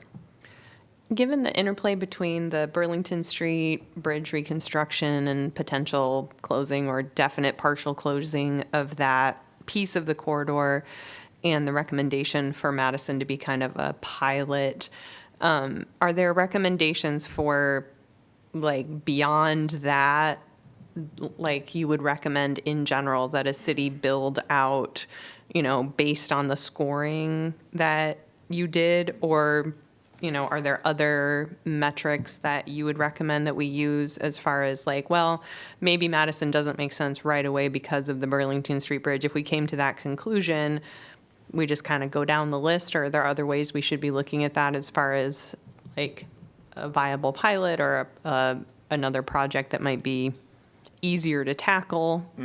Or maybe just say a little more of what got you to Madison? Yeah, so, you know, I think I was just in La Crosse, Wisconsin last week for a conference, and they're also a college town about the same size as Iowa City, and they've put up one protected bike lane, and the complaint we heard from planning staff at that conference that they're hearing from the public is that they aren't used.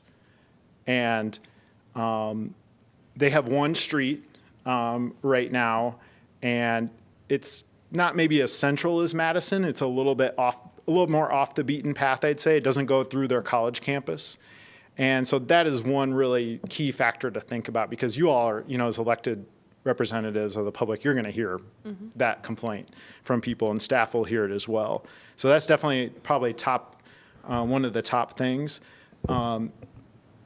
You know, I think there are some projects out here where you could do something more simply and quickly, maybe not as complex in the middle of, you know, a lot of changes happening. Dodge and Governor definitely, you know, jump out as one of those, because you already have the width there, because you have buffers on those bike lanes, and you could pretty much just add the delineators, and you could have that separation. You might add some conflict zone markings at intersections and driveways. But in general, you know, your signals are already set up for that. So it could be a lower cost project, might not get as much use. You know, I think with Madison Street, one of the things to think about is you are going to have bicyclists using Madison Street during that construction, and some protection might be beneficial if traffic flow gets a little hairier, especially north of Iowa Avenue. So just a lot of things to think about, you know, but in general, you know, I think as long as you all are taking steps and thinking about, you know, get some experience with it first, let maintenance folks get some experience on top of other folks in public works, let the public have experience with it. But, you know, in Ann Arbor, and I'll just flip to one of those, this is from Ann Arbor right here. Ann Arbor was really good about, they created a loop first of protected bike lanes in their downtown. Their downtown sits right on their campus as well, the University of Michigan. I got a chance to ride this spring, and so it took a lot of photos there. That's probably the closest example to Iowa City. They really tried to not create a one-off like, say, La Crosse did. They almost tried to implement a lot at once so that it made sense to the public. I want to make sure that council knows what staff is asking from us at this time with this presentation. Well, the general recommendation is to look at, excuse me, that Madison piece as the pilot, and with the thought that it would, not the continuous loop as in the Ann Arbor, but that east-west connection using Market, Jefferson, Dodge, and then on the other side, Burlington. As we plan those projects, that's where we're focused now. But if there's a quicker implementation that you desire, you'd like to see a test elsewhere, we can certainly reprioritize that. I kind of want to jump back in. I think I didn't fully form my question or statement about Madison Street. I like it as an idea. I think it's smart to have safety during a really disruptive construction project, but I really question the wisdom of making the newest, safest example place drop you off in what will be a real problem. So like we have this really nice new corridor on Madison Street where it's going to direct you in the safest way possible to get to a really disruptive construction zone. That's why I was concerned about that being maybe a test case that could lead us to more frustration and resistance than support.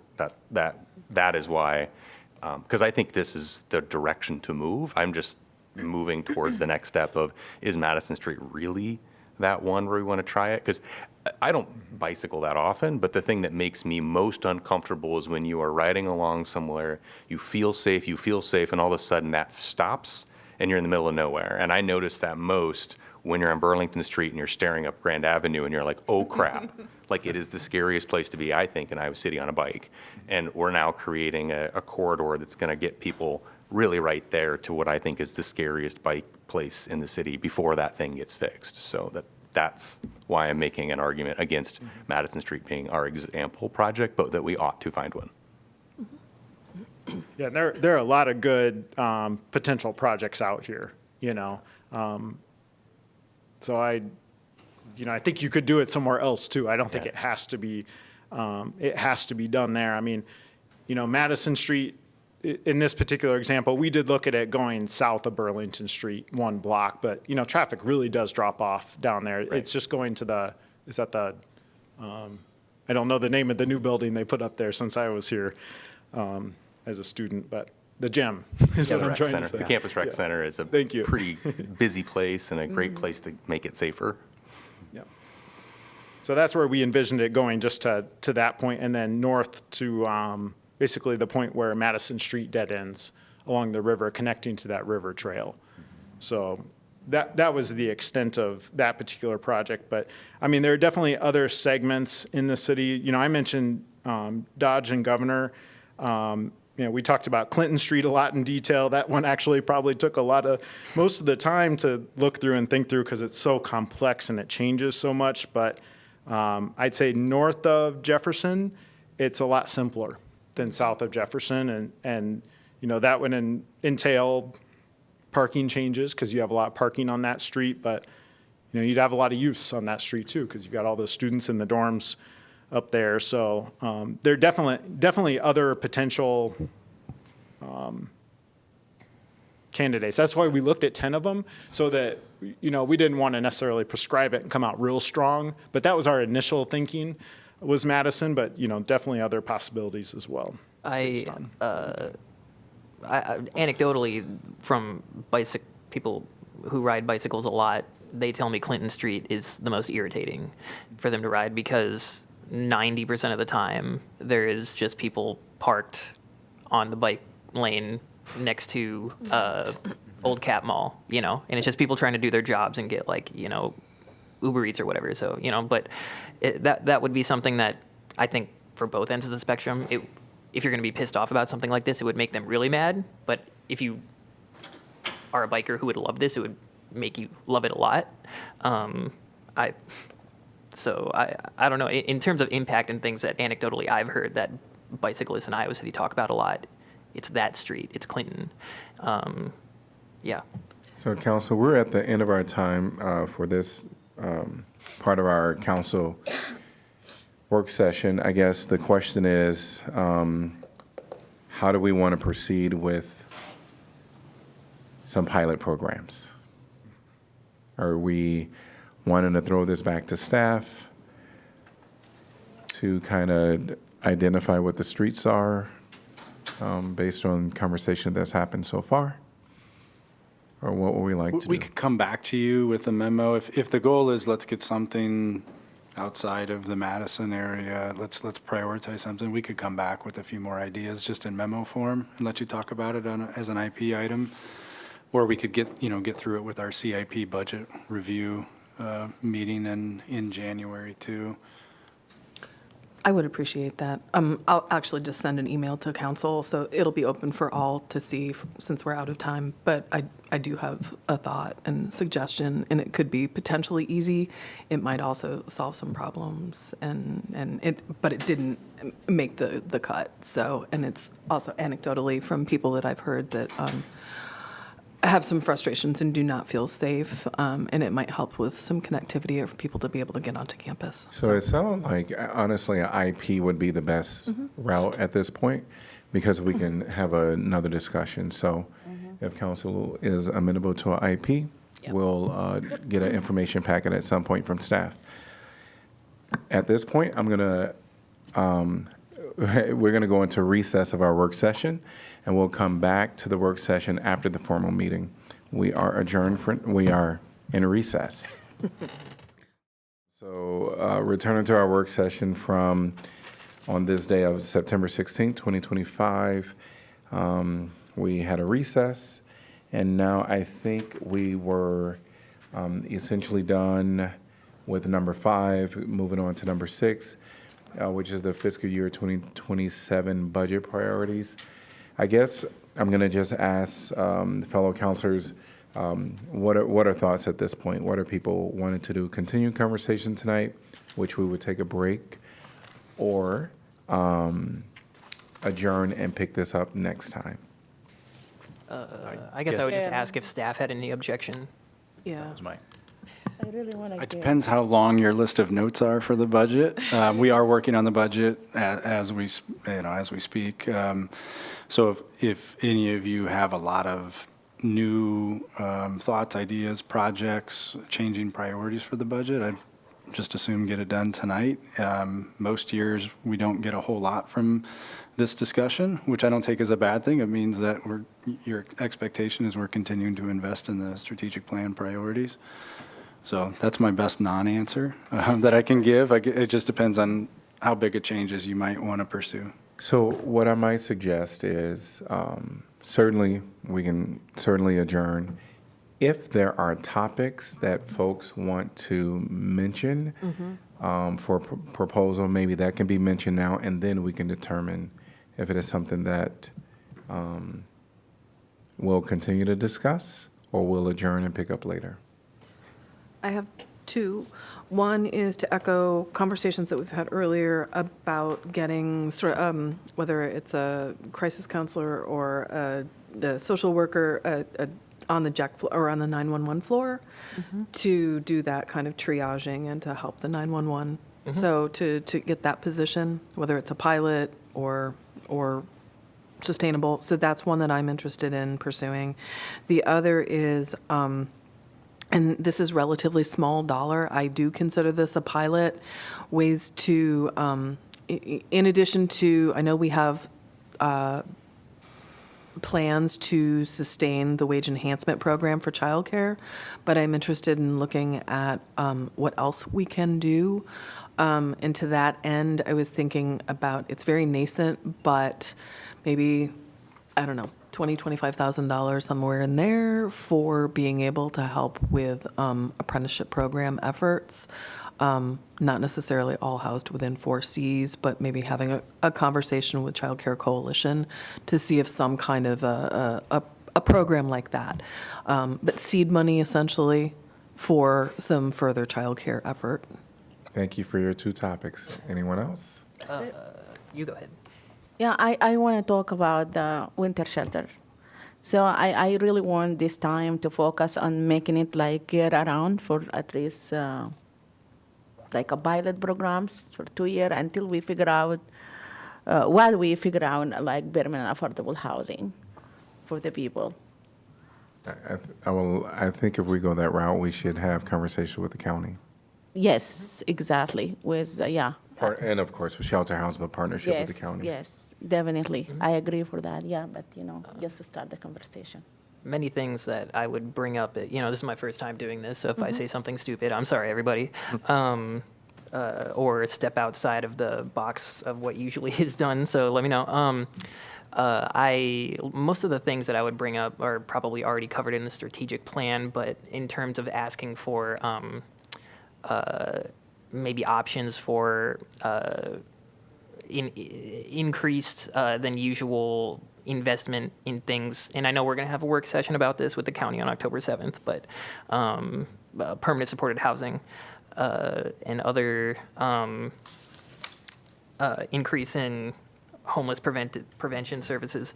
So that goes with the winter shelter as well. Something completely off the rails, well, not off the rails, I don't think so, is the looking into what it would take to incorporate into our animal shelter a wildlife rehabilitator, someone whose specific job it would be to rehabilitate wildlife, because we have lots of wildlife rehabilitators in the state of Iowa, but they're all kind of either nonprofits or mostly independent people who you kind of just have to go through a list and call. So if you find an injured rabbit or bird or deer, you're very limited on who you can call. And so myself, I've been disappointed, and other constituents who I've talked to about it have been very disappointed when they have to just like leave an animal to suffer and die, you know, because they get hit by a car, because they hit a building. And this would be something that would be a little bit more permanent and more, give us the ability for something more firm, so you're not just kind of calling someone who might pick up, or you might have to drive to Waterloo to help out a raccoon or something like that. That's one thing. Thank you. I assume that money will be in the next budget year for a study for the Iowa River, because it's in a strategic plan for next year. I wouldn't assume anything. Okay, well, it's a You wanna priority. tell us to So put it in there. is a priority for me that we have a vision of what that looks like. The other thing that is in our strategic plan that maybe it happened, but it wasn't the way I assumed it, and that would be the the municipal-wide facilities plan. And I know that I have continually referenced the 2010 report that gives an overview of all of our facilities, how old they are, how big they are, even some data on how they're used. I find that information really, really helpful for me, but also it's out of date. And for me to think about how should our CIP dollars be prioritized, that is a really helpful document, and a document also that I can sort of share with others to say, hey, this is how old this building is, how needy it is. I don't know if others are interested in that. It was a strategic plan item for 23, 24. So I don't know whether that just gets re-upped or if we can revitalize that old study in some way. Some great ideas here.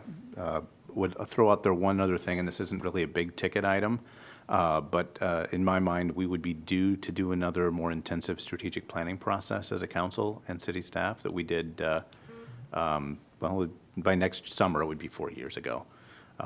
So that was just, I just think that's a really beneficial thing. We used the strategic plan, quite a bit.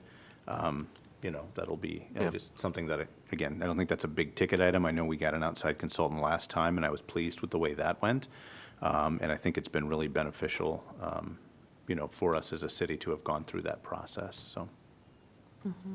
Yeah, I benefited from that. I think Councilor Dunn and I got to go through the process with you all. The short version. The short Yeah. version of it. The and update, yeah. Councilor Wyline should have that same opportunity too, and Yeah. yeah. Sorry, Mayor. No, I was just going to say, and maybe in the fourth year, I finally learned that you all want to hear ideas about diversion and prevention now instead of in April, right? Yeah. So what Councilor Alter said, as far as the idea of a crisis counselor in the JEC, I would love for us to just be looking a little more holistically than that, like making sure that if we're going to make that investment, that we think that's the priority.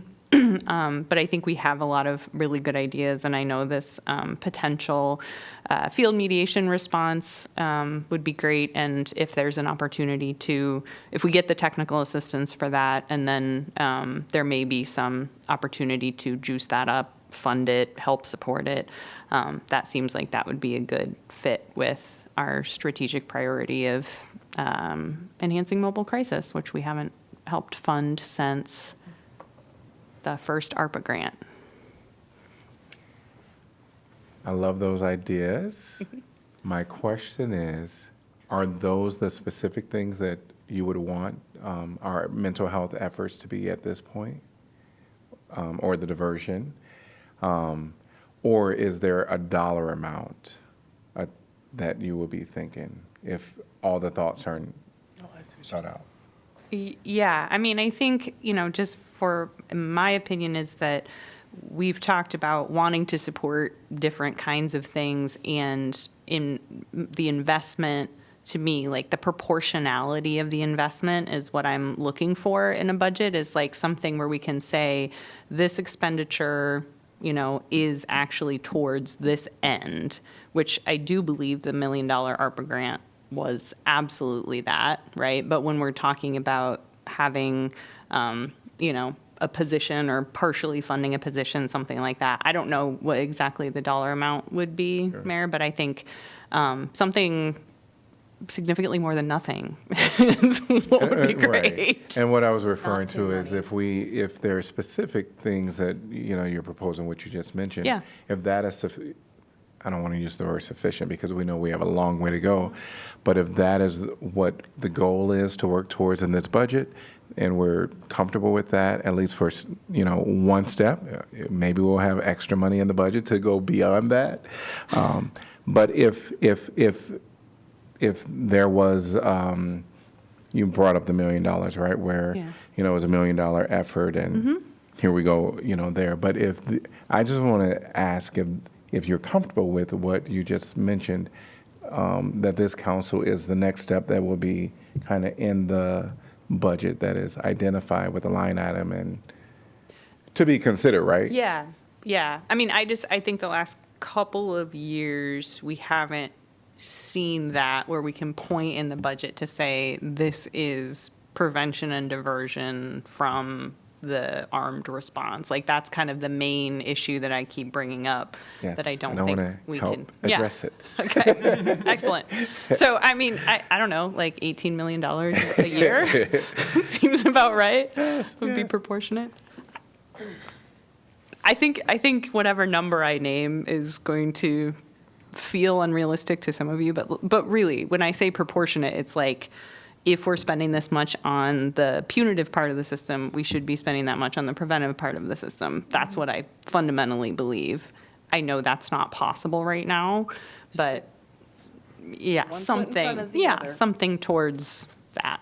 Does that answer your question, Mayor? Yes. Okay. Thank you. $1 is technically 100% increase. That's right. I'm joking. We've done better than All that. right. I'm joking, everybody. Yeah. And are we gonna have, I've been asking about the goal of affordable housing for a long time. I've really, this year, I wanna put a number, like really a number, and that will encourage us to really work hard toward that number. Yeah, and I kind of wish that we, no fault of anybody, but the shelter houses study that they're going to bring us at some point, I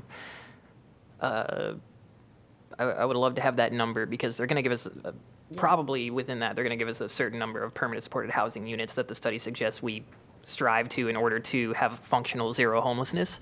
So, I mean, I would love to, if we get that number, to set, goals, I agree, but don't forget, we're gonna use that number for a permanent supporting house, but still, we have a waiting list for affordable housing for other people. We need to use both number and come up with something. And when we're talking about it, we're talking about an entire spectrum, just to remember our land use work is, affordable housing, we're talking about the most vulnerable right now. I mean, so much of it is on that, and it's absolutely true. And we need for workforce, we know all types. So I'm just using the. What do you mean for workforce? For people who have jobs in like 60% and 80%. Yeah, but we will start with the most vulnerable people and work our way up. Mayor Pro Tem, I'm agreeing. Yeah. I'm simply piggybacking to say we need all types. But I am absolutely agreeing with you. It's just I'm using the excuse. I'm using your words to be able to say, and we need this as well. So I'm agreeing with both. Exactly. 100%. Yeah. We are in the same page. Yep. Yes.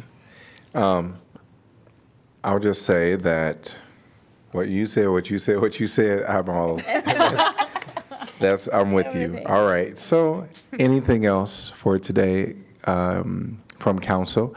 And want to just have staff, Jeff, if you have any responses, or certainly this can be brought up at another work session. Should we need to have further discussion on any of these? No, I appreciate the heads up on these, and I think the need for a future work session only is dependent on whether you all feel that need is there. So we'll take some marching orders here. We'll do our best to work our magic on the budget and see what we can bring you in January. As you build the budget, how do you accommodate or think about local option sales tax? Do you build the budget around assuming it does not happen, or do you Correct. build? Okay. I think you assume, especially in the first year, you assume it doesn't happen, and we make adjustments if it does. We won't be collecting those dollars until July. They won't be received until several months after that. So if it passes in November, what we bring you in January, we'll have a plan for using those dollars. But the charge to departments and how we're building it right now is under the assumption we won't have it. Okay. All right. Any other discussion on the fiscal year 2027 budget priorities? Hearing none. We'll do number 7, which is council updates on assigned boards, commissions, and committees. Comp plan committee met a week ago. Attendance was low, but just we are moving towards understanding not just community needs, but land use, and also the thing I keep talking about, which is I think just should make you happy, Mayor Pro Tem, goals, like specific goals for all housing types across the spectrum, and trying to sort of use that process to indicate, all right, we know just to keep static, we need 365 units is I think the number, maybe a little bit more granularity on how many of those are geared towards which segments might be helpful for us as we make decisions. But that process is coming along really nicely, I think, so. I got, the student government reached out to me because they wanted me to get them in touch with Counselor Mo about the river. They want to help work with Counselor Mo on some river cleanup stuff, I think, or some river planning. So, yeah. All about the river. I'm good. I'm very happy to be river guy. Nice. I did join the University of Iowa community rowing team too, so I have wow. yet another river feather in my hat. So, All right. Anything else for the good of the cause? If not, we are adjourned. Enjoy the evening. Thank you, Mayor.